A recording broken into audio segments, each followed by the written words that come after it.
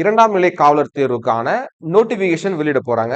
So எவ்வளவு vacant வரப்போகுது, எந்தெந்த டிபார்ட்மெண்ட்ல எவ்வளவு வேக்கண்ட்டை ஃபில் பண்ண போறாங்கன்றத நம்ம சொல்ல போறோம். சரியா?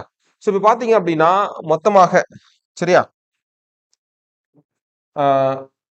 மொத்தமாக ஓவராலா பாத்தீங்க அப்படின்னா 3363 போஸ்டிங்ஸ் வந்து ஃபில் பண்ண போறதா சொல்லியிருக்காங்க. இதுல வந்து சில போஸ்டிங்ஸ் ஆட் ஆக போகுது. நான் கிளியரா சொல்லிடுறேன். இப்ப பாருங்க, டிஎஸ்பியில 1983 போஸ்டிங். ஓகேங்களா? இது வந்து மேல் ஆண்களுக்கான போஸ்டிங். இதே டிஎஸ்பியில 850 போஸ்டிங் வந்து விமனுக்கு ஒதுக்கியிருக்காங்க. ஃபயர்ல வந்து 350 போஸ்டிங், ஜெயில் வார்டன்ல 180, மொத்தமாக 3363 போஸ்டிங் இதுல ஃபில் பண்ண போறாங்க. பிளஸ் என்ன ஆச்சு அப்படின்னா 21 வேக்கண்ட் வந்து ஆட் பண்றாங்க எக்ஸ்ட்ரா. அதாவது எஸ்சி எஸ்டி கேட்டகரியில இருக்கக்கூடிய அந்த துறைகள்ல அந்த கம்யூனிட்டிக்கு மட்டும் ஒரு 21 வேக்கண்ட் இதுல ஆட் பண்ணி வரப்போகுது. ஆக மொத்தமாக 3363 போஸ்டிங்ஸ் இந்த கால்ஃபர்ல ஃபில் பண்ண போறாங்க. சரியா?